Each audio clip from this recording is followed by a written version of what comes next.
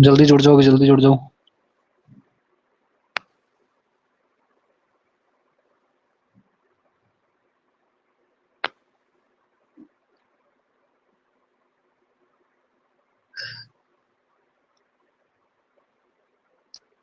चलो अपने स्टार्ट करते हैं अभी, ठीक है। यस सर, करो स्टार्ट।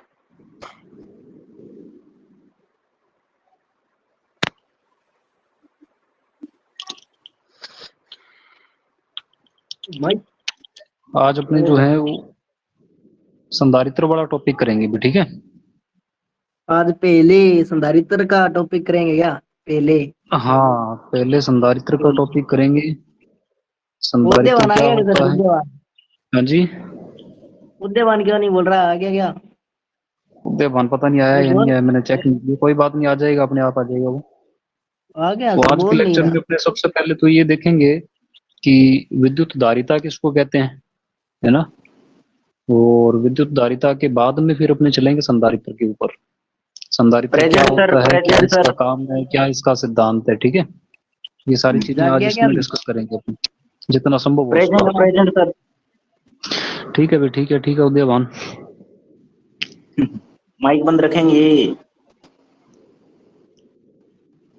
कुत्ता आ स्टार्ट गया करते क्या हैं अपने, तेरा? ठीक है। कुत्ता आ गया तेरा? हम्म। इसको कह रहा हूँ, कुत्ता आया। कुत्ता कहाँ पे है तेरा कुत्ता? कुत्ता इसके पास में ही है। आप अभी स्लाइड गर्मी पे बहुत ध्यान पड़ दो, रही है ठीक सर, है। कुत्ता सो रहा है सर बाहर ठंडे रहते पे। अच्छा, स्लाइड पे ध्यान दो। ध्यान ही है आज सर, अपने ध्यान सबसे है पहले पूरा। जो है वो डिस्कस करेंगे किसके बारे में, विद्युत धारिता के बारे में। विद्युत धारिता, ठीक है, जिसको इंग्लिश के अंदर इलेक्ट्रिक कैपेसिटेंस कहते हैं। Electric capacitance, electric capacitance. इसको देखो ये क्या होता है, ठीक है। तो मान लो आपके पास एक चालक है, ठीक है। ये गोलाकार चालक है अपने पास एक, और इस गोलाकार चालक को आपने क्या कर दिया, आवेशित करना इसको प्रारंभ कर दिया आपने, ठीक है। आवेशित करने का अर्थ है कि अपने इसको चार्ज दे रहे हैं बाहर से, या तो पॉजिटिव चार्ज दे रहे हैं या इसको नेगेटिव चार्ज दे रहे हैं। तो मान लीजिए आपने इसको पॉजिटिव चार्ज देना स्टार्ट कर दिया। यदि ये चालक है तो ये सारा का सारा जो पॉजिटिव चार्ज है ये इसके अंदर रहने की बजाय इसकी सतह के ऊपर वितरित होता जाएगा, ठीक है। इस प्रकार से जो भी इसको आवेश देंगे अपने, वो सारा का सारा आवेश कहाँ पे वितरित होता जाएगा, इसकी सतह पर। तो मान लीजिए आपने किसी क्षण इसको जो आवेश दिया है, उस आवेश की जो मात्रा है वो स्मॉल क्यू के बराबर है, और इस स्मॉल क्यू आवेश के कारण इसकी सतह के ऊपर जो विभव पैदा हो रहा है, उस विभव की वैल्यू को आप मान लो कैपिटल वी। तो एक सामान्य सा रिलेशन होता है अपने पास, क्योंकि आपने पढ़ा हुआ है कि ये जो अपने पास चालक गोला होता है, इसकी सतह पर जो विभव होता है, सतह पर विभव, उसके लिए एक इक्वेशन अपने काम में लेते हैं, वो होता है के Q divide by capital R. ये अपने पास इक्वेशन होता है चालक गोले की सतह के ऊपर विभव का। इस फॉर्मूले में यदि अपने इस आर को देखें, कैपिटल आर को, तो ये तो है अपने जो कंडक्टर लिया है, जो चालक लिया है, इसकी त्रिज्या है। त्रिज्या है तो मतलब एक फिक्स चालक के लिए इसका मान जो होगा वो नियत होगा। त्रिज्या का मान नियत है कि आपको पता है ऑलरेडी नियत राशि है। तो इसका मतलब इस चालक को दिए गए आवेश और इसकी सतह पर उत्पन्न होने वाले विभव में क्या संबंध आप देख रहे होगी, क्या संबंध देख रहे हो बताओ। क्या अपने ये कह सकते हैं कि जो विभव है इस चालक गोले की सतह पर विभव, ये इस चालक गोले को दिए गए आवेश के समानुपाती है। क्योंकि इस फॉर्मूले से अपने देख रहे हैं त्रिज्या नियत है, के नियत है, तो इसका मतलब विभव का मान जो होगा वो इसको दिए गए आवेश के क्या होगा, समानुपाती होगा। क्या यहाँ तक की बात क्लियर हो रही है क्या? फीडबैक देते जाओ साथ साथ में, ठीक है अभी। ठीक है, ठीक है, यहाँ तक की बात आपको क्लियर है। अब आपको पता है कि जब दो भौतिक राशियां एक दूसरे के साथ समानुपातिक रिलेशन में होती है ना, तो उन दोनों राशियों का जो अनुपात है वो हमेशा नियत प्राप्त होता है अपने को। कैसा प्राप्त होता है? नियत। तो इसका मतलब तो ये हुआ कि चालक को दिए गए आवेश, चालक को दिए गए आवेश, दिए गए आवेश और चालक को दिए गए आवेश और विभव का अनुपात, चालक को दिए गए आवेश और विभव का अनुपात बताओ क्या रहेगा? नियत रहेगा ना, अनुपात नियत रहेगा।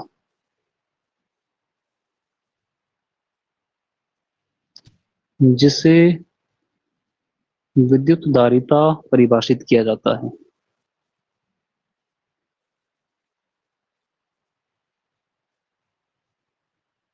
जिसे विद्युत धारिता कहते हैं।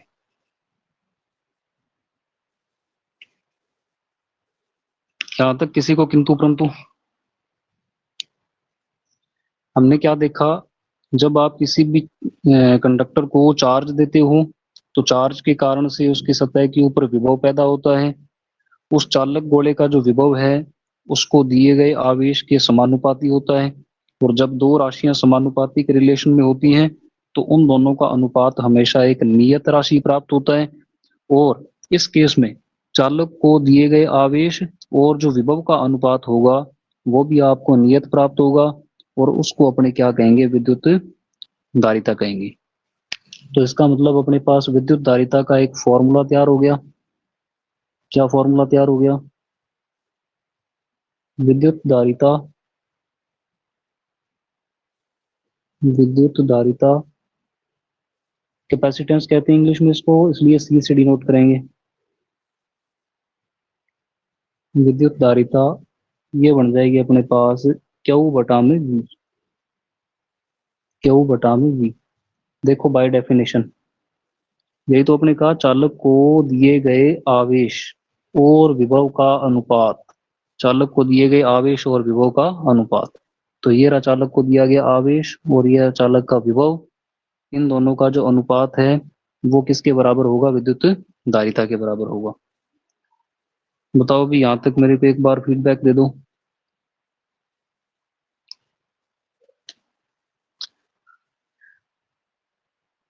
ठीक है भी, ठीक है, बहुत अच्छी बात है। तो विद्युत धारिता अपने पास जो है इस प्रकार से डिफाइन होती है कि चालक को दिए गए आवेश और उस चालक के विभव का अनुपात जो है वो विद्युत धारिता कहलाता है।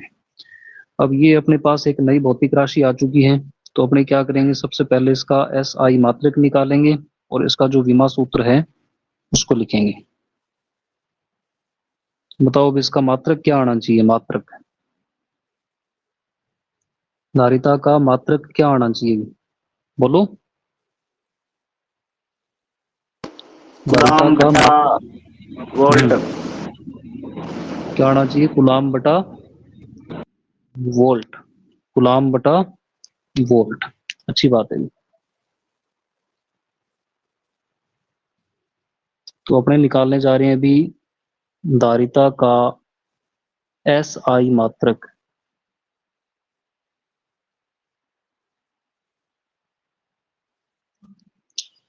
ये बन जाएगा अपने पास वोल्ट, सॉरी, कूलाम बटा वोल्ट।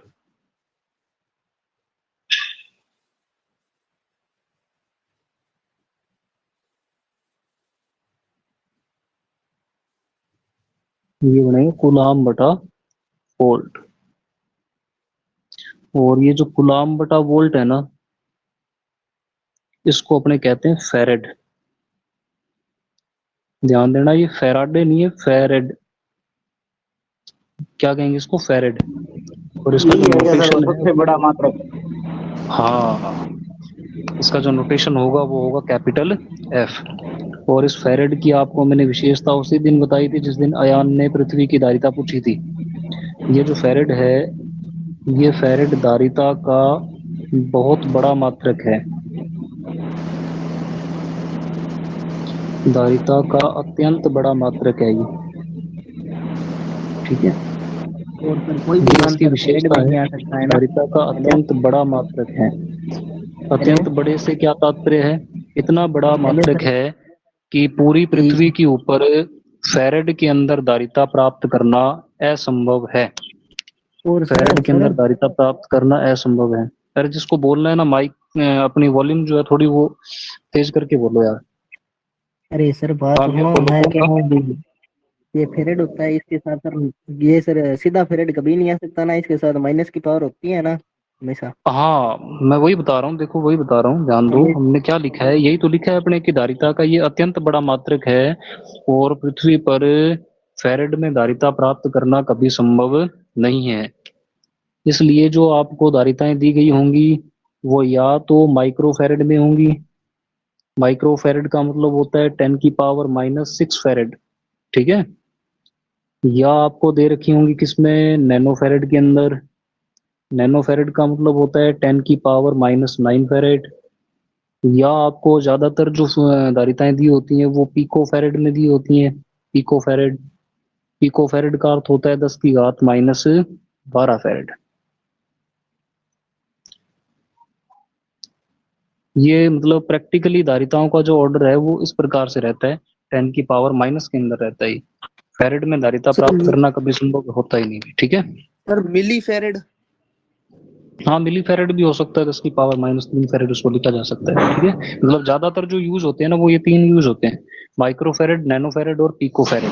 और इनमें से भी यदि ज्यादातर यूज करने के लिए अपने चेक करें तो ये एक तो माइक्रो फैरेड होगा और एक ही पिको फैरेड होगा, ये ज्यादातर यूज किए जाते हैं।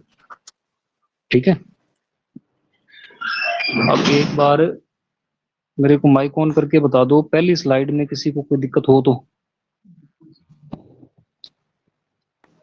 कोई दिक्कत नहीं। कोई दिक्कत नहीं है। नो दिक्कत। एक काम और बच गया अपने, इसका विमा सूत्र भी तो निकालो।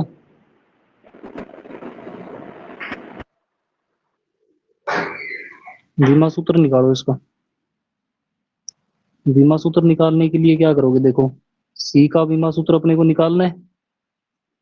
चार्ज का विमा सूत्र क्या होता है, एम्पियर इंटू टाइम, A1T1। बताओ यही होता है। और विभव का जो विमा सूत्र है ये होता है अपने पास M1L2 और T-3 A-1। ये विभव का विमा सूत्र है। तो आप इसमें चेक करोगे ये फाइनली क्या रिजल्ट देगा अपने को। एम ऊपर जाके माइनस का हो जाएगा ना, M-1, L-2 और टी की वैल्यू जो है ऊपर जाके ये बन जाएगी अपने पास 4, T4 आ जाएगा और ए की वैल्यू 2 हो जाएगी।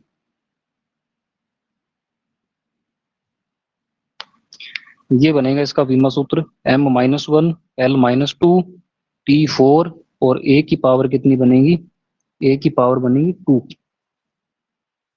2 बनेगी ए की पावर। अब बताओ यहां तक किसी को कोई प्रॉब्लम?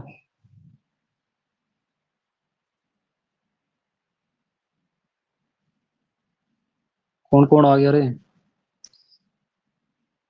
प्रेरक, मंगीलाल, युवराज, सागर, अजय, रोहित, अयान, आदित्य, तनिष जाखड़। ठीक है अभी, ठीक है, बहुत बढ़िया बात है। आगे बढ़ूं? चलो नेक्स्ट स्लाइड लेते हैं अपने। नेक्स्ट अपडेट जो है वो डिस्कस करेंगे कि संधारित्र क्या होता है। ठीक है,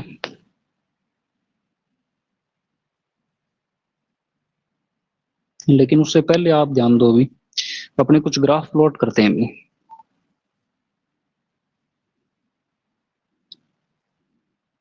आप इसमें मेरे को एक्टिव होकर के जवाब देंगे अभी।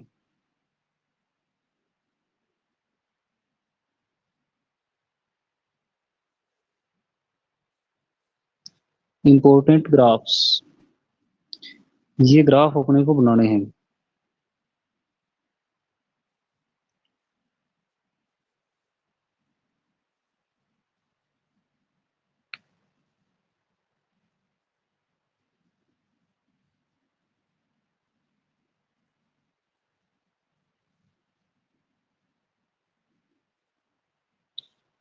ठीक है, पहला ग्राफ तो अपने को बनाना है, ध्यान दो।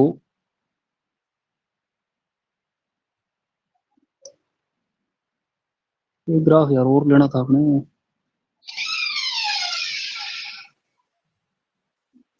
3 ग्राफ बनाएंगे अपने एक्चुअल के अंदर।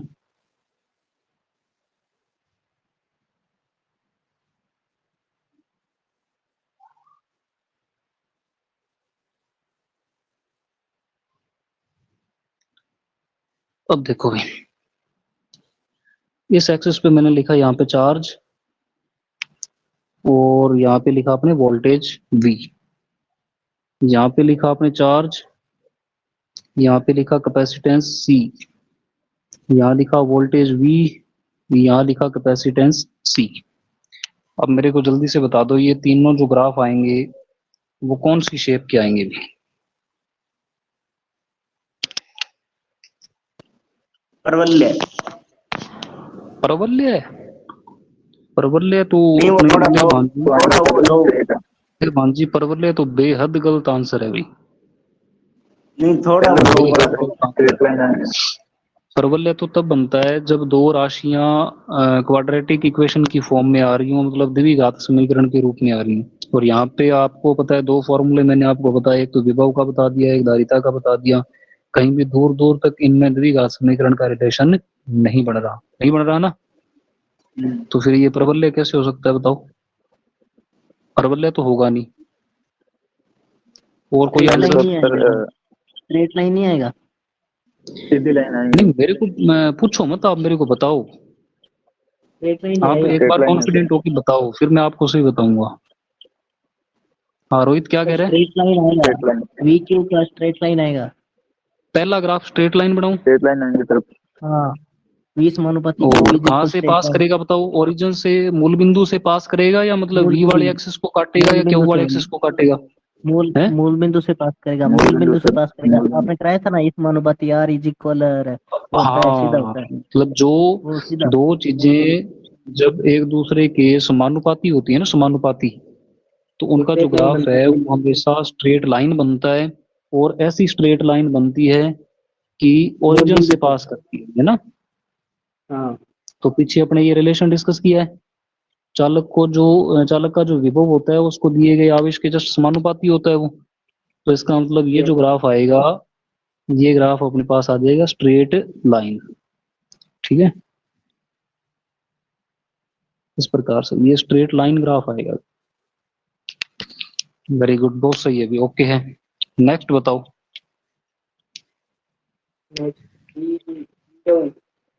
सेम ही आएगा सर, सेम हाँ जी, सेम ही सेम आएगा। आएगा सर, पहले जैसे। सेम आएगा, मतलब ओरिजिन से पास करती हुई स्ट्रेट लाइन आएगी। जी, ठीक है, अब आप मेरे को तीसरा बताना एक बार।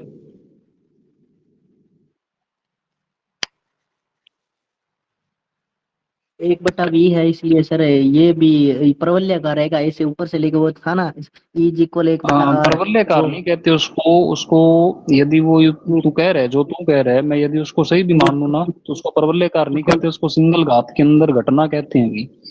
हाँ सर, उसका है? नाम पता नहीं है, वो आएगा, वो आएगा। अच्छा ठीक है, जो भी है, मतलब आप ऐसे कह रहे हो कि वी बढ़ने से सी घटेगा, हाँ ऐसा ही कह रहे हो? जी, हाँ, 20 समानुपाती जी एक सर। बटा C समानुपाती 1/V।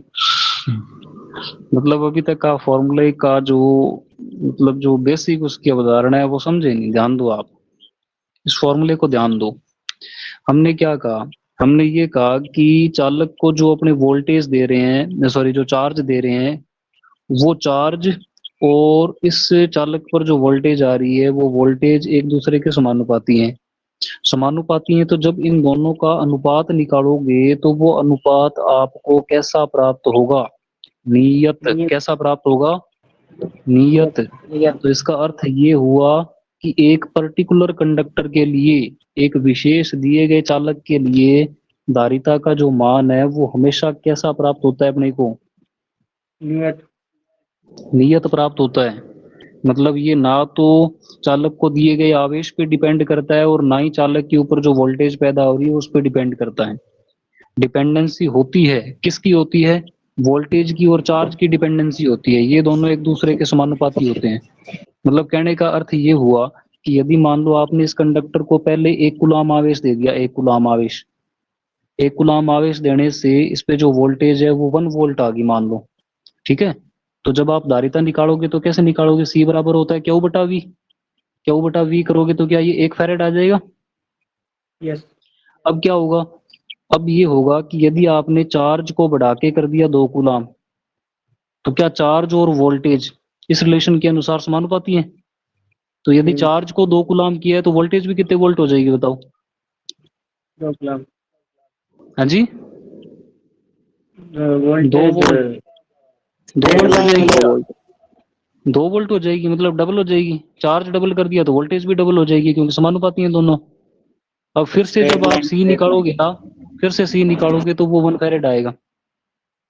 कहने का तात्पर्य ये हुआ कि आवेश बढ़ाने से केवल और केवल वोल्टेज बढ़ती है, वो भी चार्ज के अनुपात में।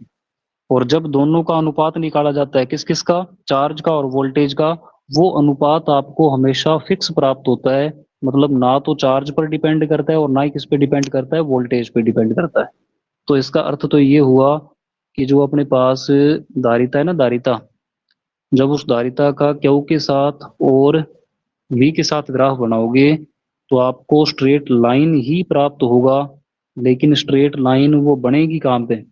पहले में तो स्ट्रेट लाइन बनेगी आपके चार्ज वाले एक्सिस के पैरेलल में, और यहाँ पे जो स्ट्रेट लाइन बनेगी वो बनेगी वोल्टेज वाले एक्सिस के पैरेलल में। यही तो आपने कहा है कि ना तो ये सी की वैल्यू के ऊपर डिपेंड करती है और ना ही आपके ये किस पे डिपेंड करती है, वी पे डिपेंड करती है। एक पर्टिकुलर कंडक्टर के लिए जो सी होता है ना, पर्टिकुलर कंडक्टर के लिए, for a conductor, for a conductor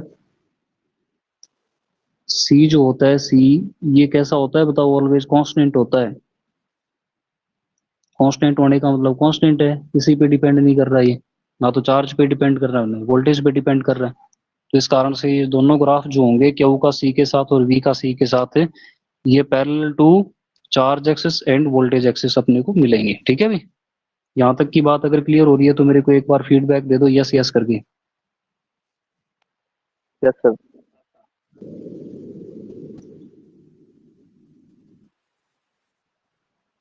आगे सर, समझ आगे चलो। ठीक है। अब यदि मैं क्या करता, यही ग्राफ बनाता, एक और बना लेते हैं अपने, उससे थोड़ी बात और क्लियर हो जाएगी। यदि मैं ये ग्राफ बनाना चाहता,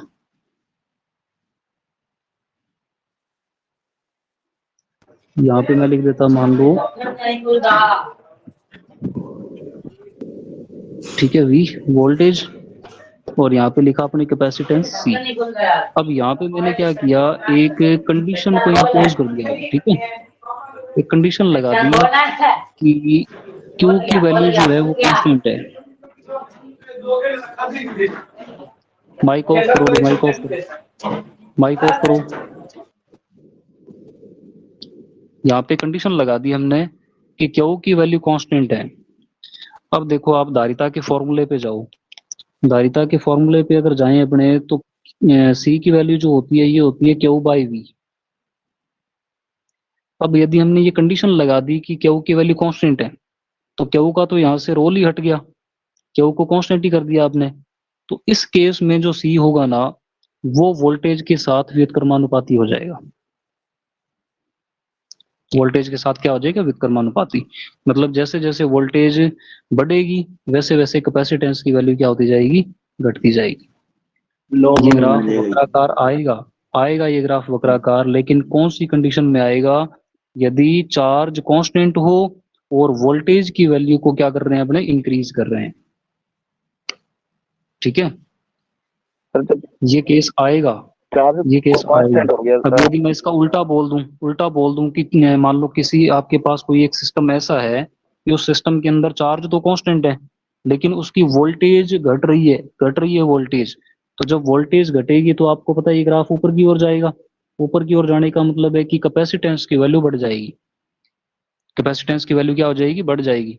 यदि कांस्टेंट चार्ज पर वोल्टेज घटाते हैं तो कैपेसिटेंस बढ़ता है। और ये जो सिस्टम है, ये सिस्टम कहलाता है समांतर प्लेट संधारित्र, उसका ये सिद्धांत है। आगे इसको एक्सप्लेन करने वाला हूं मैं अभी, ठीक है। तो फिलहाल के लिए तो आप ये तीन ग्राफ एक बार इंपॉर्टेंटली याद रखें कि यदि क्यू और वी का ग्राफ बनाओगे तो straight line passing through origin, और यदि क्यू का और वी का कैपेसिटेंस सी के साथ ग्राफ बनाओगे तो पैरेलल स्ट्रेट लाइन मिलेगी आपको। किसके पैरेलल मिलेगी, चार्ज और वोल्टेज एक्सिस के पैरेलल मिलेगी। आगे बढ़ जाऊं।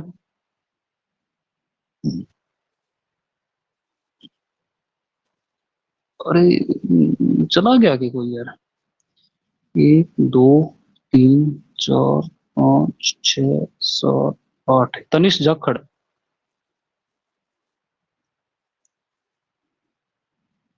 चलो भी नेक्स्ट अपने बढ़ते हैं आगे। अब अपने जो टॉपिक लेते हैं वो लेते हैं संधारित्र। देखते हैं संधारित्र क्या होता है।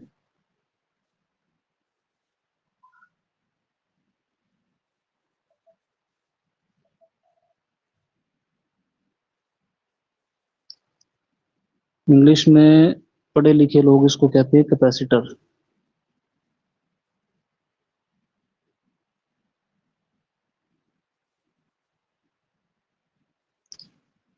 ठीक है, देखो ये क्या चीज है। इसकी मैं एक बढ़िया सी डेफिनेशन लिखता हूँ।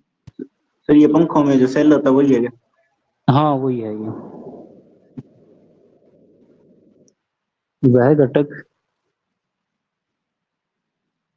जो आवेश वह घटक जो आवेश या यूं कह दे विद्युत ऊर्जा, आवेश अथवा विद्युत ऊर्जा को विद्युत क्षेत्र के रूप में, विद्युत क्षेत्र के रूप में संग्रहित संग्रहित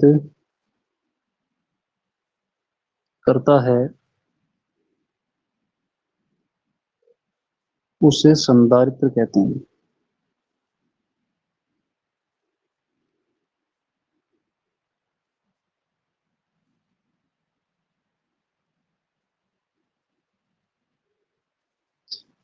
ठीक है, तो इस डेफिनेशन से अपने को इसका काम पता चल रहा है कि कैपेसिटर को कहाँ पे यूज किया जाता है। जब अपने को आवेश स्टोर करना हो, आवेश स्टोर करना हो, या यूं कह दें कि विद्युत ऊर्जा को खुद में संचित करके रखने वाला जो विद्युत घटक होता है वो क्या कहलाता है, संधारित्र यानी कैपेसिटर कहलाता है।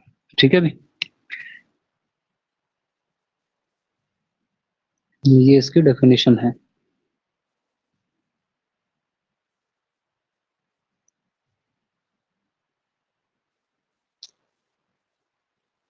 ये इसकी डेफिनेशन होगी अपने पास।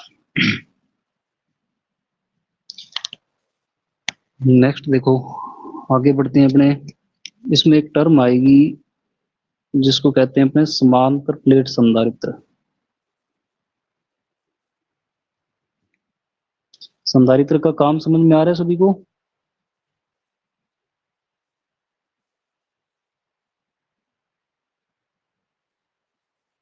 संधारित्र का काम होता है विद्युत ऊर्जा को संग्रहित करना।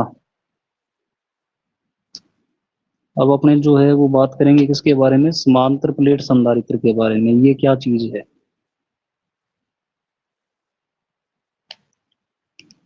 इसमें क्या होता है अपने पास,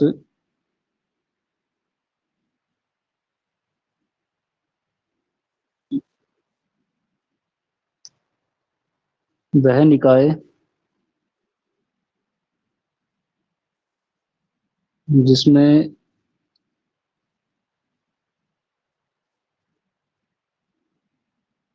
एक समान परंतु विपरीत आवेश से आवेशित, एक समान परंतु विपरीत आवेश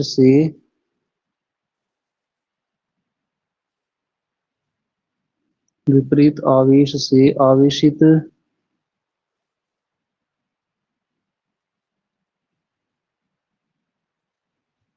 दो धात्विक प्लेटें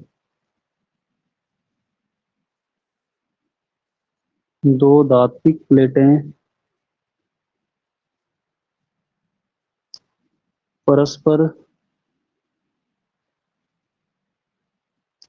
समांतर हों व पराविद्युत पदार्थ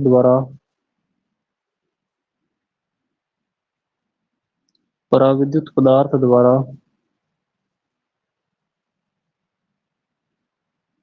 पृथक हों।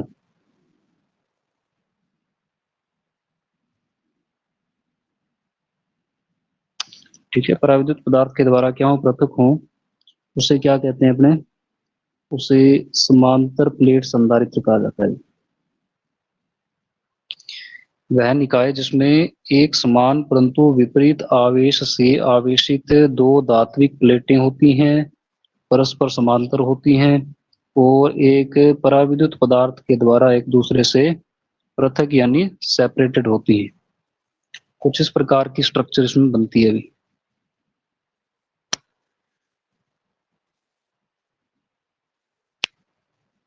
परावैद्युत पदार्थ से अलग होती है, मतलब पराविद्युत पदार्थ का मतलब ये होता है कि जो अपने पॉजिटिव और नेगेटिव प्लेट होगी ना, पॉजिटिव और नेगेटिव प्लेट जो होगी ना, उनके बीच में एक पराविद्युत पदार्थ होगा। अच्छा, वो इन दोनों वाला करेगी। हाँ, दोनों प्लेटों को अलग अलग करेगा वो।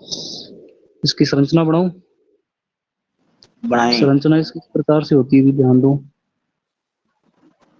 एक ये प्लेट होगी, इसके समांतर एक ये दूसरी प्लेट होगी।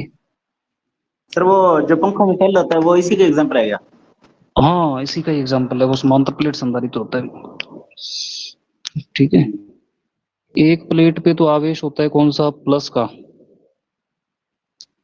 और एक प्लेट पर आवेश होता है विपरीत यानी माइनस का। दोनों प्लेटों का जो एरिया है, एरिया वो एक जैसा लिया जाता है। इसका एरिया भी ए, इसका एरिया भी ए। दोनों पर आवेश की मात्रा भी बराबर है, इस पर प्लस क्यू और इस पर माइनस क्यू। यदि मैं इस चार्ज में एरिया का डिवाइड कर दूं तो चार्ज डेंसिटी आ जाएगी, सिग्मा आ जाएगा, इसका प्लस आएगा और इसका सिग्मा कितना आएगा, माइनस आएगा। और इसमें ये विशेष ये होता है कि जो अपने नेगेटिव प्लेट जो होती है ना, नेगेटिव प्लेट ये ग्राउंडेड होती है। ग्राउंडेड कैसे होती है, नेगेटिव प्लेट ग्राउंडेड होती है। अब ये जो आपके सामने एक स्ट्रक्चर आपको दिखाई दे रही है ना, ये पूरी स्ट्रक्चर क्या कहलाती है?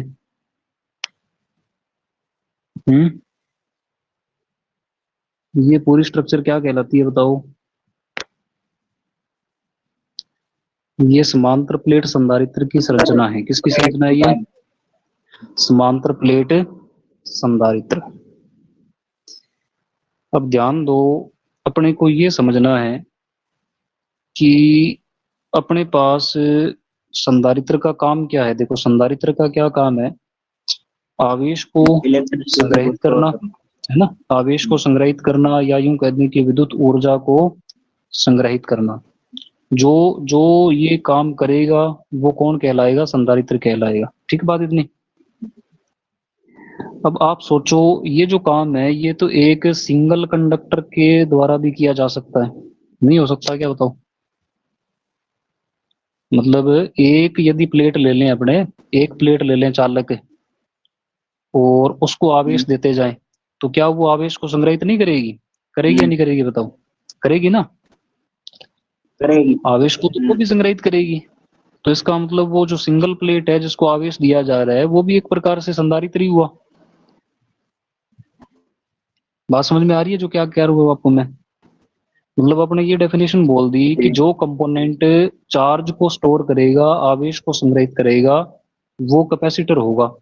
तो यदि मैं एक सिंगल प्लेट ले लेता हूँ और उसको चार्ज देना स्टार्ट कर देता हूँ तो चार्ज तो वो भी संग्रहित करेगा, तो उसको भी कैपेसिटर होना चाहिए, और होता भी है वो कैपेसिटर। तो यदि वो एक सिंगल प्लेट का यूज करके अपने यदि कैपेसिटर बना सकते हैं, तो हमें फिर ये समांतर प्लेट संधारित्र में दो दो प्लेटें लगा करके और इसको ग्राउंड करके ये बनाने की जरूरत क्या पड़ी, है ना। हम्म। इसको समझते हैं अपने समांतर प्लेट संधारित्र के सिद्धांत द्वारा। किसके द्वारा समझते हैं? समांतर प्लेट संधारित्र के सिद्धांत द्वारा। द्वारा। यहाँ तक बताओ, पहले इस स्लाइड तक किसी को कोई परेशानी हो, किसी का कोई पेट दर्द हो रहा हो? कोई पेट दर्द नहीं है सर। यहाँ तक तो सब काम इजी चल रहा है। हम्म। यदि कोई परेशानी हो भी जाती है ना, तो आप माइक ऑन करके बोल दिया करो भी, मैं इसको रिपीट कर दूंगा, अदरवाइज मैं तो फिर आगे बढ़ जाऊंगा। अब अपने क्या समझना है बताओ? चलो सर आगे। हमें ये समझना है कि यदि आवेश को संग्रहित करने का काम एक सिंगल कंडक्टर के द्वारा भी किया जा सकता है आसानी से, तो फिर हमें ये दो दो कंडक्टर लगा के, एक नेगेटिव एक पॉजिटिव लगा के और एक को ग्राउंड करके इतना तामझाम करने की जरूरत क्यों पड़ी, है ना। इसको अपने एक्सप्लेन करना चाहते हैं, समझना चाहते हैं, तो इसको अपने समझते हैं समांतर प्लेट हेलो। संधारित्र के सिद्धांत द्वारा। हाँ जी बोलो। वो कहाँ पे है परावर्तित पदार्थ? अरे वो उसको दिखाया नहीं, बीच में ही है वो, कहाँ की सिलाई की है? ये उसको बीच में शो तो आपको जो करो, गैप दिख रहा है ना, ये जो तू गैप दिख रहा है भावनाओं ना को बीच में, समझ युवराज, भावनाओं को समझ। ये जो गैप दिख रहा है ना बीच में, ये गैप एक्चुअल में कौन सा पदार्थ है बताओ? ये गैप पराविद्युत पदार्थ है भी, क्योंकि जब इनमें पराविद्युत पदार्थ नहीं होगा ना, तो उस केस में क्या होगा कि ये पॉजिटिव और नेगेटिव प्लेट एक दूसरे को आकर्षित कर लेंगी नहीं कर लेंगी बताओ? आकर्षित कर लेंगी, चिपक जाएंगे एक दूसरे से, तो कैपेसिटर बनेगा ही नहीं अपना। तो इसलिए इन दोनों को अलग अलग करने के लिए इनके बीच में क्या कर देते हैं, अपने एक पराविद्युत पदार्थ को भर देते हैं। इसका और भी बेनिफिट होता है पराविद्युत पदार्थ को भरने का, इससे कैपेसिटेंस बढ़ता है। कैसे बढ़ता है आगे देखेंगे थ्योरी में अपने, जैसे कौन सा जैसे आगे पदार्थ बढ़ेंगे। बनेगा? पराविद्युत पराविद्युत ध्रुवीय वाला पराविद्युत या पदार्थ अध्रुवीय? कोई सा भी भरा जा सकता है, कोई सा भी। ठीक, ठीक है। ठीक है। ज्यादातर जो अपने पास जो है वो या तो अपने माइका की अध्रुवीय कैपेसिटर यूज करते हैं। माइका, माइका नाम सुना हुआ है आपने? सुना था सर, वो पॉलिश होती है शायद इसकी, कितने ऐसे में सुना है। पॉलिश नहीं होती, ये एक प्रकार से पराविद्युत पदार्थ होता है भी, ठीक है, माइका। सुना है सर, पता नहीं माइका की इस पे हाँ वो हाँ, हुई ये है, जो इसकी माइका हुई होती है। है ना, माइका को अपने क्या करते हैं, कैपेसिटर के अंदर पराविद्युत पदार्थ के रूप में उपयोग करते हैं अभी, ठीक है। पराविद्युत पदार्थ को उपयोग करने के और भी बेनिफिट हैं, इससे समांतर प्लेट संधारित्र की धारिता का मान भी बढ़ता है। कैसे बढ़ता है उसको आगे की थ्योरी में देखेंगे अपने, फिलहाल वो इम्पोर्टेंट नहीं है। फिलहाल ये इम्पोर्टेंट है कि जब एक सिंगल कंडक्टर के द्वारा भी चार्ज स्टोर किया जा सकता है, तो फिर हम लोग ये डबल डबल प्लेट लगा के इतना तामझाम क्यों कर रहे हैं, इसको अपने समझना चाहते हैं, ठीक है। तो इसके लिए क्या करते हैं, अपने समांतर प्लेट संधारित्र के सिद्धांत की ओर मूव करते हैं। वो अपने को बताएगा कि ऐसा हमने क्यों किया है, ऐसा ही क्यों बनाया समांतर प्लेट संधारित्र को। तो नेक्स्ट हेडिंग अपने बनाएंगे समांतर प्लेट संधारित्र का सिद्धांत।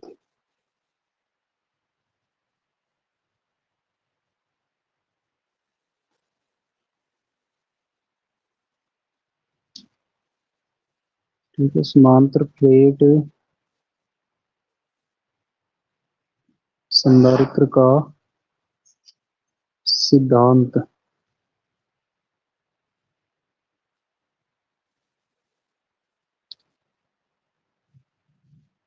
ध्यान दो, इसको अपने 3 स्टेप में देखेंगे।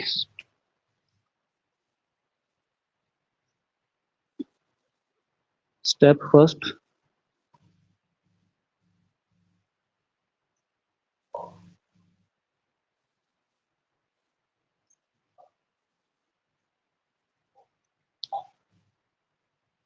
एक आवेशित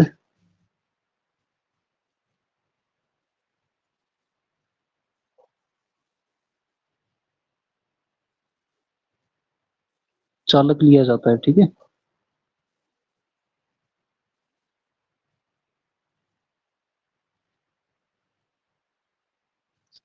एक आवेशित चालक अपने को लेना है।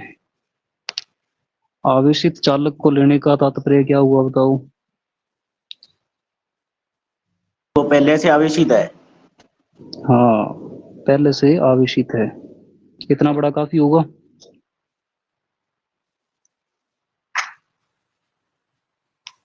ये मान लेते हैं अपने इसको जो चार्ज दे रखा है वो प्लस का है।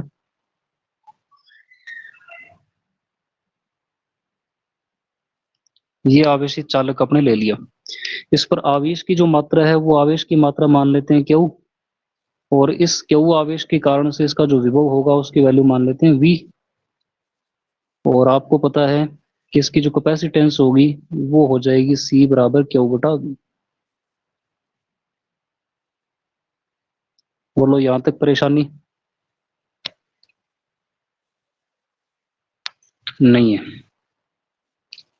Step second. जब परेशानी होगी तो हम बोल देंगे, आप चलते जाओ। बस ठीक है। स्टेप सेकंड,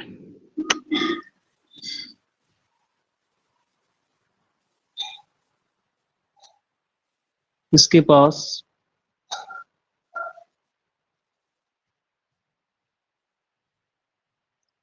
अनावेशित चालक लेके आओ।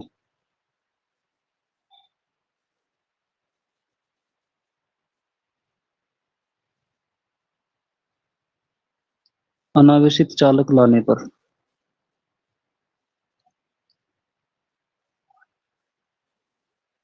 आवेशित तो पहले से ही है, इसके पास एक अनावेशित और लेके आना है। तो कुल मिला के कुछ अपने पास ऐसी स्ट्रक्चर अपने को दिखाई देगी।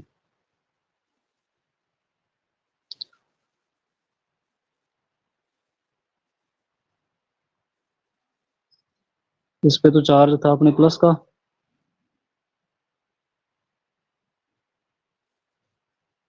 और ये है अनावेशित, जो ये इसको नाम दे देते हैं, ये फर्स्ट प्लेट है और ये सेकंड प्लेट है। फर्स्ट प्लेट आवेशित है पहले से और सेकंड प्लेट अनावेशित है।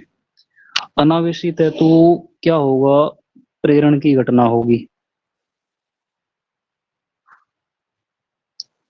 और इस प्रेरण के कारण ये जो पॉजिटिव प्लेट है ये इस अनावेशित प्लेट के इलेक्ट्रॉन्स को अपनी ओर खींच लेगी। मतलब नेगेटिव चार्ज जो है वो सेकंड नंबर प्लेट की अंदर वाली सतह के ऊपर आ जाएगा, ठीक है। और इसका जो पॉजिटिव चार्ज है सेकंड वाली प्लेट का वो बाहर वाली सतह पे चला जाएगा, बाहर वाली सतह पे चला जाएगा। इससे क्या हुआ बताओ, अभी भी जो आपके पास ये सेकंड नंबर प्लेट है ना, अभी भी इस सेकंड नंबर प्लेट का जो चार्ज है उसकी वैल्यू 0 है। देख रहे हो, ये जो प्लस है ये माइनस को कैंसिल कर देगा, ये माइनस इस प्लस को कैंसिल कर देगा, ये इस माइनस इसको प्लस को कैंसिल कर देगा। इस प्रकार से अभी भी सेकंड का जो नेट चार्ज है उसकी वैल्यू कितनी है, 0 है। और फर्स्ट प्लेट पे अपने जो चार्ज लिया था उसकी वैल्यू किसके बराबर है, के बराबर। मतलब फर्स्ट स्टेप से सेकंड स्टेप में जाने के बाद चार्ज में किसी भी प्रकार का कोई बदलाव नहीं आ रहा, चार्ज कांस्टेंट बना हुआ है। चार्ज कांस्टेंट है, लेकिन पहले जो इसका विभव था फर्स्ट नंबर प्लेट का वो कैपिटल वी था। अब इसके पास एक सेकंड नंबर प्लेट भी आ चुकी है। सेकंड नंबर प्लेट का जो नेगेटिव चार्ज है ना वो फर्स्ट नंबर प्लेट के नजदीक है, और जो सेकंड नंबर प्लेट का पॉजिटिव चार्ज है वो फर्स्ट प्लेट से दूर है। बताओ ये स्टेटमेंट आपको समझ में आ रहा है क्या? Yes sir. हाँ, तो मेरे को बताओ कि सेकंड नंबर प्लेट का नेगेटिव पोटेंशियल, नेगेटिव विभव ज्यादा हावी होगा फर्स्ट प्लेट पर, या पॉजिटिव विभव ज्यादा हावी होगा फर्स्ट प्लेट पर? नेगेटिव। नेगेटिव ज्यादा हावी होगा ना, क्योंकि नेगेटिव चार्ज नजदीक है तो नेगेटिव ज्यादा हावी होगा इसका विभव। तो मेरे को बता दो कि जो अपने पास ये फर्स्ट नंबर चालक का विभव था वो घटेगा या बढ़ेगा? घटेगा घटेगा। घटेगा। तो अपने ये कह सकते हैं कि जो v की वैल्यू है, v की वैल्यू वो तो हो जाएगी कम। क्या हो जाएगी, कम। और जो चार्ज है, चार्ज ये बना हुआ है अपना कांस्टेंट, चार्ज कांस्टेंट बना हुआ है, और विभव कम हो गया। तो क्या ये सिचुएशन आ गई? क्या ये सिचुएशन नहीं आ गई? क्या ये वाली देखो, चार्ज कांस्टेंट है और विभव की वैल्यू क्या कर रहे हैं अपने, कम कर रहे हैं, तो कैपेसिटेंस बताओ बढ़ेगा या घटेगा? कैपेसिटेंस बताओ बढ़ेगा या घटेगा? बढ़ेगा घटेगा? बढ़ेगा बढ़ेगा बढ़ेगा। तो अच्छा, मतलब दूसरे बढ़ेगा, स्टेप में बढ़ेगा ना। दूसरे स्टेप में जो कैपेसिटेंस है उसको अपने सी डैश से डिनोट कर लेते हैं, ये इंक्रीज हो जाएगा, बढ़ जाएगा ना। मतलब जो सी डैश की वैल्यू होगी वो पहले स्टेप में जो धारिता थी अनावेशी चालक लाने के पहले, उससे ये ज्यादा प्राप्त होगा अभी। हाँ या ना? हाँ सर। हाँ। अब तीसरा स्टेप मैं इसी में कंप्लीट कर दूं क्या?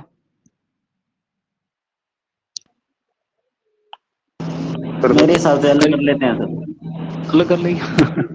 चलो मैं तीसरा स्टेप यहाँ अलग करके बना देता हूँ, ठीक है। कल को पीडीएफ देखे तो जल्दबाजी में तो पता चल जाए। बुक पास में ना हो, यही हो फोन। हैं? बुक पास में ना हो तो कई बार ये फोन हो तो इसे पीडीएफ से पढ़ ले, तो रोड की दौड़ नहीं होगा मामला। क्यों चिंता कर रहे हो यार, अपने दोबारा बना देते हैं। अपने पास कौन सा कोई सामान कोई मांग के थोड़ी लेके आना है अपने। ये लो। हाँ, ठीक है, ये सिचुएशन आ गई। इस पे तो चार्ज हो गया प्लस का,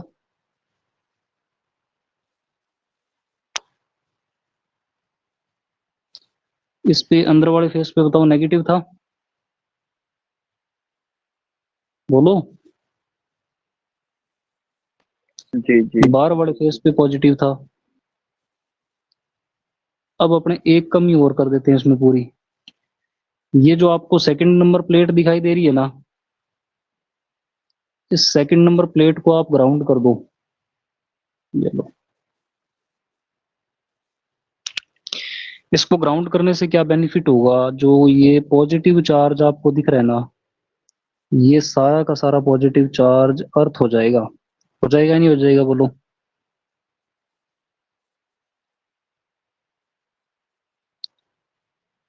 पॉजिटिव चार्ज अर्थ हो गया। अब मेरे को बताओ कि सेकंड नंबर प्लेट पर केवल और केवल कौन सा चार्ज बचा शुद्ध रूप से? माइनस। माइनस। माइनस ही बचा ना, बोलो। जी सर। तो ये जो शुद्ध सर्कुलर माइनस चल बचा रहा है है, ठीक, मैं बोल रहा ये जो शुद्ध माइनस अपने बच रहा है, ये फर्स्ट नंबर प्लेट के विभव को और घटा देगा या नहीं घटा देगा, बता दो। घटा देगा। बता देगा सर। घटा देगा। तो मतलब विभव की वैल्यू दूसरे स्टेप से भी कम होगी। तो जो जी। कैपेसिटेंस आएगा सी डबल डैश, वो बताओ दूसरे स्टेप से भी इंक्रीज हो जाएगा नहीं हो जाएगा? हो जाएगा। हो जाएगा ना। जी। तो देखो क्या किया जा रहा है, तीनों स्टेप्स जो हैं इनको एक साथ लेके अपने, यदि इसका निष्कर्ष निकाले तो क्या निष्कर्ष प्राप्त हुआ कि तीनों स्थितियों के अंदर जो चार्ज की वैल्यू है वो कांस्टेंट है। तीनों स्थितियों में चार्ज की वैल्यू क्या है? कांस्टेंट है। और विभव की वैल्यू लगातार क्या हो रही है, बताओ। ये कम हो रही बताओ। है। हाँ, विभव की वैल्यू लगातार कम हो रही है। कैपेसिटेंस लगातार बढ़ रहा है या नहीं बढ़ रहा, बताओ। बढ़ रहा है। बढ़ बढ़ रहा है। रहा है। तो निष्कर्ष ये निकला कि यदि अपने इस प्रकार की एक स्ट्रक्चर बना लेते हैं, इस प्रकार की, यही तो होती इस है अपने घर प्रकार में। की स्ट्रक्चर में जो चार्ज है वो तो कांस्टेंट रहता है, लेकिन पोटेंशियल घट जाने से कैपेसिटेंस की वैल्यू बढ़ जाती है। कैपेसिटेंस की वैल्यू क्या हो जाती है? बढ़ जाती है। बढ़ जाती है। इसलिए हम लोग क्या करते हैं, समांतर प्लेट संधारित्र का ज्यादा यूज करते हैं बजाय एक सिंगल कंडक्टर के। किसका ज्यादा यूज करते हैं बताओ? समांतर प्लेट संधारित्र का यूज करते हैं। किसके लिए? आवेश को संग्रहित करने के लिए। भी आप अपने तो यही चाहेंगे कि हमारे पास ऐसा डिवाइस हो जिसकी धारिता ज्यादा हो, मतलब ज्यादा आवेश को स्टोर कर सके। और यदि मैं सिंगल कंडक्टर लेता हूं तो सिंगल कंडक्टर की जो कैपेसिटेंस होगी ना सी, वो कम होगी।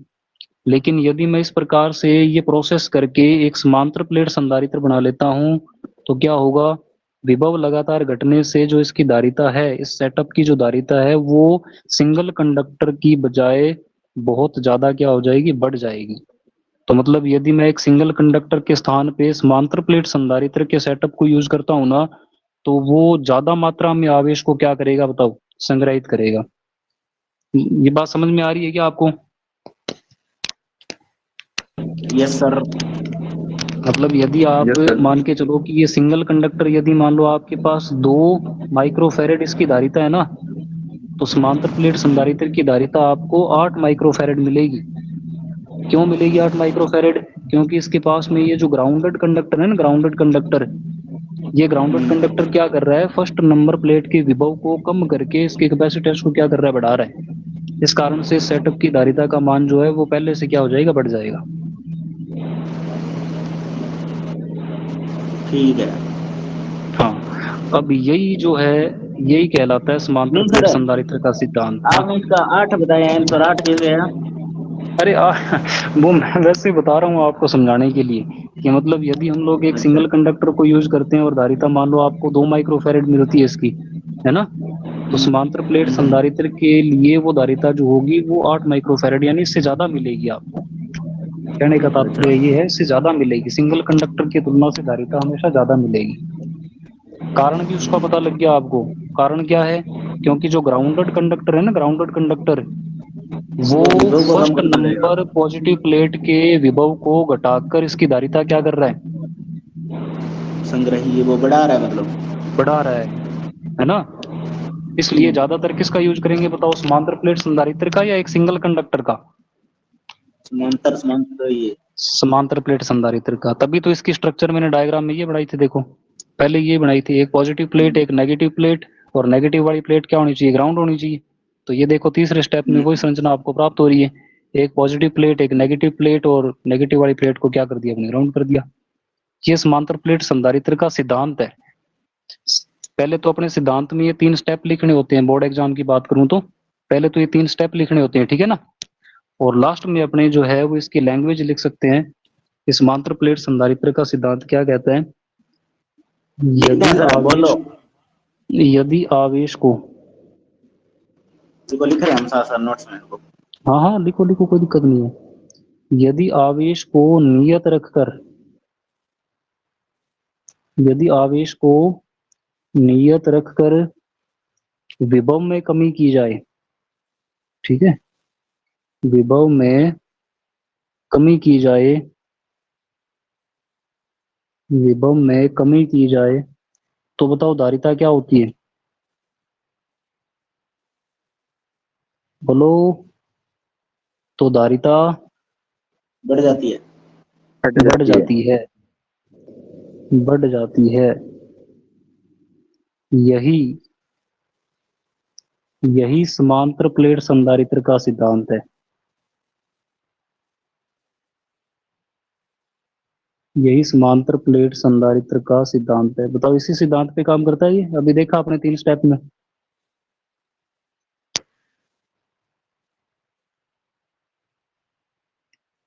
यही होता है समांतर प्लेट संधारित्र में कि जो नेगेटिव वाला अपने पास कंडक्टर होता है वो क्या करता है, ग्राउंडेड कंडक्टर जिसको अपने कहते हैं, वो पॉजिटिव कंडक्टर के विभव को कम करके कैपेसिटेंस क्या कर देता है, बढ़ा देता है।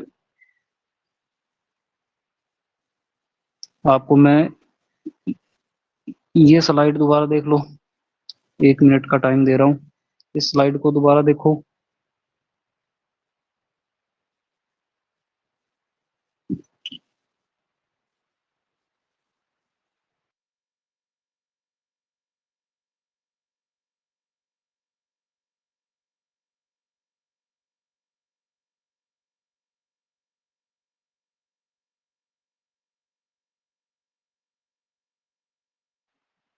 देख ली सर। देख ली क्या? जी सर। ठीक है, इसको चेक कर लो, इसमें कोई स्टेप नहीं समझ में आया हो तो दोबारा पूछ लो।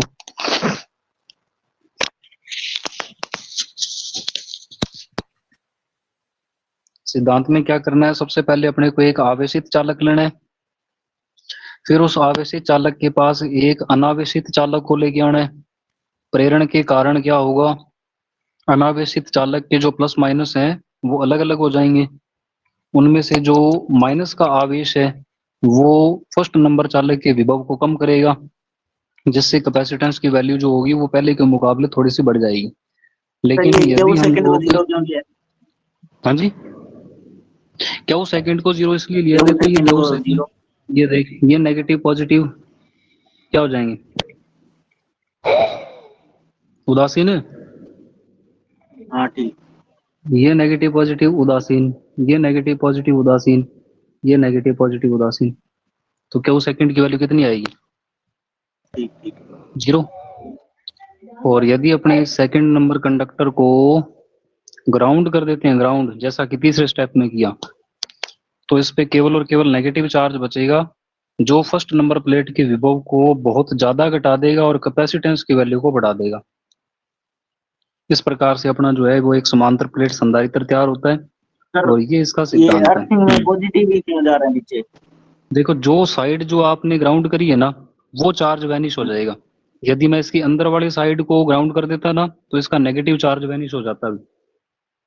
ठीक ठीक है। है, मतलब जो साइड डायरेक्ट अर्थ के कांटेक्ट में होगी उस पे जो चार्ज होगा वो वैनिश हो जाएगा। ठीक। हम्म, तो बन गया अपने पास समांतर प्लेट संधारित्र का निर्माण हो गया। इसके सिद्धांत को देख लिया आपने, कौन से सिद्धांत पे काम करता है, इसमें आवेश को नियत रखकर विभव में कमी कर दी जाती है, जिससे इस समांतर प्लेट की संधारित्र की धारिता का मान क्या हो जाता है, बढ़ जाता है। ठीक है,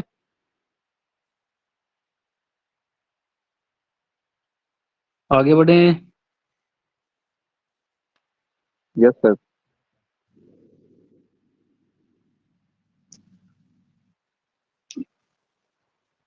हाँ, आगे बढ़ते हैं भी अपने। ओवर टाइम तो नहीं हो गया, देख लेना भी। 9:30 हो गया यार, है ना? 9:30 9:30 9:30। हाँ, 9:30 हो गया ना। तो आगे वाला पार्ट अपने फिर कंटिन्यू करें या कल करें, है ना? आप देख लो, हम तो बैठे हैं, बिल्ले हैं। आप तो कर ले हो। चलो आगे आपको मैं थोड़ा सा कंप्लीट कर दो ओवरव्यू सर। दे देता हूँ, मतलब अपने को कल करना क्या है ओवरव्यू दे देता हूँ उसका मैं, ठीक है ना, ताकि कल जो है वो आते ही अपने काम स्टार्ट कर दें, टाइम ना लगे। ठीक है, ठीक है। ओवरव्यू इस प्रकार से है कि अपने को दो सिचुएशंस कंसिडर करनी है। मतलब पहले तो अपने क्या करेंगे, कल तो अपनी क्लास लगेगी ना सर? अरे कल कहाँ कहाँ पे, स्कूल में या यहाँ पे? स्कूल में, स्कूल में। हाँ लगेगी। हाँ, हाफ टाइम से पहले है पेपर। हाँ, फिजिक्स का अपना हाफ टाइम के बाद में है। हाफ टाइम के बाद में है? हाँ, सारे यानी पेपर हाफ 19 टाइम से तारीख कर को। लिए? अच्छा, हाफ टाइम से पहले करवा देना सर हमारे सारी। करवा कर वो नहीं यार, अपने क्लास और क्या सर, डिस्टर्ब नहीं करेंगे। ठीक है, धूप में ऐसे ही सर कौन बैठेगा वहाँ पे, गर्मी हाँ, बहुत है। चलो देखो कल के लेक्चर का ओवरव्यू मैं आपको अभी दे देता हूँ ताकि कल टाइम ना लगे।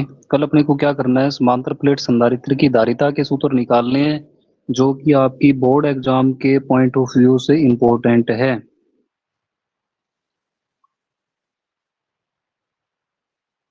बोर्ड एग्जाम के लिए क्या है ये, बोर्ड एग्जाम के लिए इम्पोर्टेंट है।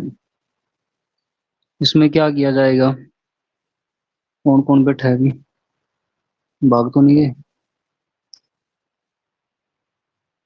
हाँ बैठा बैठा है, दिख रहा है तो मेरे को दिख रहा है, दिख रहा है।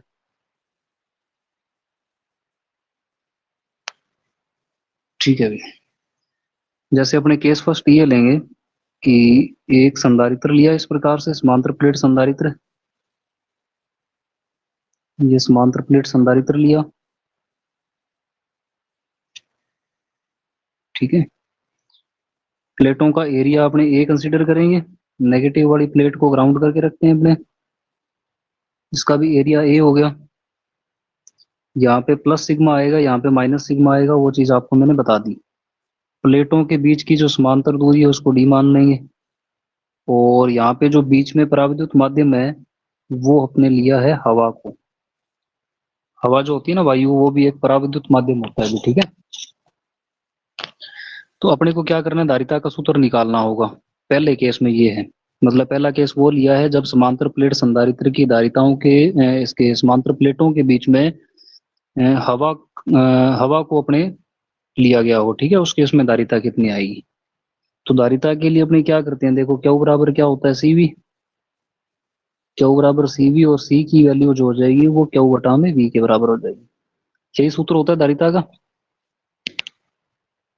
यही होता है यस सर। बाय डेफिनेशन, यही होता है, ठीक है। अब अपने समांतर प्लेट संधारित्र के लिए निकालना है कि इसकी वैल्यू कितनी आएगी। तो इसके लिए अपने को क्या करना होता है, किसी ना किसी तरीके से वी निकाल लो, किसी न किसी तरीके से क्या निकाल लो, वी। क्या निकाल लो, वी। बोलो क्या निकाल लो, वी, ठीक है। अब अपने को पता है कि यदि अपने इन प्लेटों के बीच में इलेक्ट्रिक फील्ड की वैल्यू पता लग जाए प्लस से माइनस की ओर, तो उस इलेक्ट्रिक फील्ड को और इस डिस्टेंस को यूज करके अपने वी निकाल लेंगे। Electric field EDR। कितना होता है प्लेटों के बीच में, हाँ वो जो फॉर्मूला याद है ना, ई हाँ, बराबर V क्या होता बराबर है, EDR। माइनस डी वी बटे डी आर होता है ना। हाँ, तो यहाँ से माइनस डी वी की वैल्यू किसके बराबर आ जाएगी, E D R. EDR। Distance कितनी है दोनों प्लेटों के बीच में, D। डी। तो क्या ये राइट हैंड साइड में ई इंटू डी हो जाएगा, लेफ्ट हैंड साइड में माइनस डीवी। डीवी दोनों प्लेटों के बीच का विभवांतर है। हाँ, अंतर। क्या फाइनल प्लेट को दूसरे वाली प्लेट को ग्राउंड कर रखा है तो इसका पोटेंशियल जीरो हो जाएगा। हाँ, इसका पोटेंशियल अपने वी लिया था, माइनस माइनस प्लस हो जाएगा। हाँ। तो ये minus zero minus V, minus minus plus हो गया। तो ये वैल्यू आ जाएगी वी बराबर ई डी। तो बताओ इस फॉर्मूले से वी कैलकुलेट हो जाएगा या नहीं हो जाएगा। हो जाएगा। जो यहाँ से v आएगा उस v को यहाँ पे पुट कर देना, अपने पास कैपेसिटेंस की वैल्यू आ जाएगी, ठीक है। ठीक है। अब अपने को कल यही काम करना है। पहला केस E और लेंगे, D को भी नहीं होगा। हाँ ये सेम ही आएगा, यहाँ तक का पैटर्न सेम ही चलेगा इनमें, बस थोड़ा थोड़ा बदलाव आता जाएगा। डेरिवेशंस में सारा पैटर्न सेम ही रहेगा इनका। तो सबसे पहले अपने को कल पहला केस कौन सा बनाना है, जब दोनों समांतर प्लेटों के बीच में निर्वात या हवा हो, उस केस में धारिता कितनी होगी। फिर अपने क्या करेंगे, इन दोनों प्लेटों के बीच में पूर्ण रूप से एक पराविद्युत पदार्थ भर देंगे जिसका डाइलेक्ट्रिक कांस्टेंट यानी पराविद्युत नियतांक कैपिटल के हो, ठीक है। ठीक है। फिर उसकी धारिता निकालेंगे, देखेंगे कि वो निर्वात वाले के केस से कितना ज्यादा चेंज होती है, क्या फर्क पड़ता है वो देखेंगे अपने। ठीक है। और फिर इसमें तीसरा केस इसमें आएगा। तीसरा केस जो ये होगा उसमें अपने दोनों समांतर प्लेटों के बीच में पूर्ण रूप से इनको नहीं भरेंगे पराविद्युत पदार्थ से, इनके बीच में टी मोटाई की एक पराविद्युत पट्टिका रखेंगे, ठीक है। कितनी मोटाई की, टी मोटाई की एक पराविद्युत पट्टिका रखेंगे जिसका पराविद्युतांक के होगा। ये डिस्टेंस तो डी होगी प्लेटों के बीच में, लेकिन जो पराविद्युत की पट्टिका डालोगे वो टी चौड़ाई की होगी। ठीक है। हाँ, तो इस केस में देखेंगे कि धारिता कितनी आएगी। तो ये 3 केस आपके बोर्ड एग्जाम के सिलेबस में है।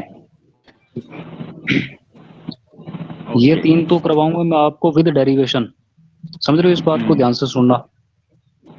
इन तीनों के तो डेरिवेशन करवाऊंगा। क्यों डेरिवेशन करवाऊंगा, क्योंकि ये बोर्ड एग्जाम के सिलेबस में है, ठीक है। ठीक बात है। लेकिन इनके अलावा एक होता है गोलीय संधारित्र। कौन सा संधारित्र होता है, गोलीय संधारित्र, जिसमें 2 गोलीय कोश होते हैं इस प्रकार से। एक गोलीय कोश के ऊपर अपने पॉजिटिव चार्ज देते हैं, दूसरे गोलीय कोश के ऊपर नेगेटिव चार्ज देते हैं अपने, और नेगेटिव वाला जो गोलीय कोश होता है ये अपने ग्राउंड होता है इस प्रकार से। तो ये भी एक प्रकार से संधारित्र है, गोलीय संधारित्र कहते हैं इसको, ठीक है।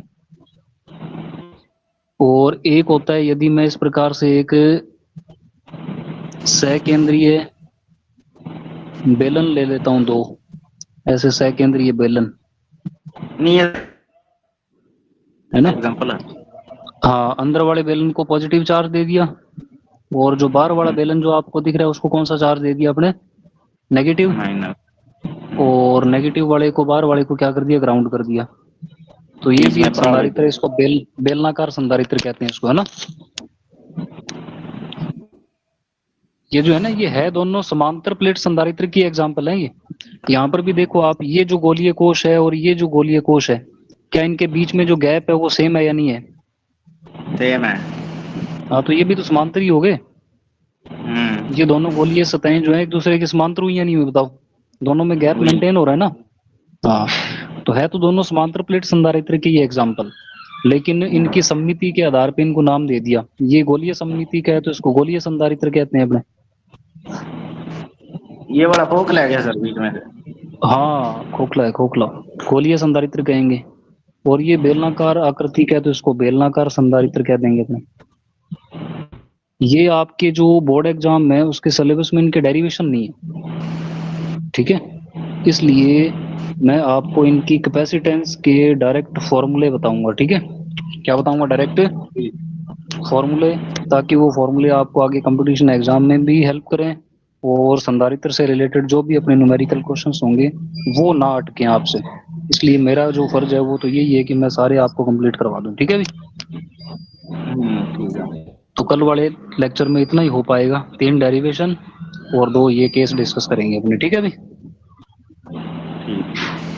तो अब अपने विदाई लेते हैं, मिलेंगे कल अपने स्कूल के अंदर, और कल अपने वो पूरा गंभीरता के साथ क्लास के अंदर आपको जैसे आप पूरा माहौल बना के देते हो ना आंसर, वैसे आप आंसर देने हैं, ठीक है ना। कल तैयारी करके आना पूरी। हाँ ठीक है, अभी अब आप जा सकते हो। सभी को गुड नाइट।